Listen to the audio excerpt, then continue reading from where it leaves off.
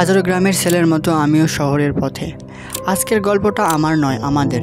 ছোটবেলা কেটেছে মাটির গন্ধে, কাঁচা রাস্তায় দৌড়াদৌড়ি করে, পুকুরে সাঁতার কেটে আর মায়ের হাতের ভাত খেয়ে। তখন বুঝিনি এই গ্রামটা মনের কাছে একদিন এতটা প্রিয় হয়ে উঠবে। সময়ের সাথে সাথে বড় হয়েছি, পড়াশোনার তাগিদে বইয়ের পেছনে ছুটতে ছুটতে স্বপ্নের টানি শহরে চলে এসেছি। এখন আমি পড়াশোনা করি কুষ্টিয়া সরকারি পলিটেকনিক ইনস্টিটিউটে। শহরের ব্যস্ততা, ক্লাস, অ্যাসাইনমেন্ট, হোস্টেলে ছোটো রুম, এই নিয়ে এখনকার জীবন। কিন্তু মনটা পড়ে থাকে সেই গ্রামে। বাবার ডাক, মায়ের হাসি। কিছুদিন আগে ঈদের ছুটি পেয়েছিলাম, ব্যাগ গুছিয়ে গ্রামের পথে রওনা দিয়েছিলাম। ফেরার পথটা যেন একরকম উৎসব। বাসের জানালা দিয়ে চেনা গাছগুলো দেখতে দেখতে বুকের ভেতরে একরকম উত্তেজনা। বাড়িতে পা রাখতেই মা, বাবা, ভাই, বোন, দাদা, দাদির মুখে যেন ভালোবাসার মিষ্টি হাসি। গ্রামের ঈদ মানে একসাথে নামাজ, ভাই বোনদের হইচই আর সেই পুরনো বন্ধুদের সাথে আড্ডা। সময় যেন থেমে যায়, কিন্তু ছুটি কি আর চিরকাল থাকে?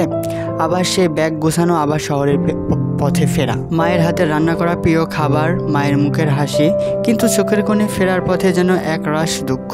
যাওয়ার সময় হলে ছোট বোনটা বলতে থাকে, আর যাইতে হবে না, এত পড়াশোনা করে কী লাভ।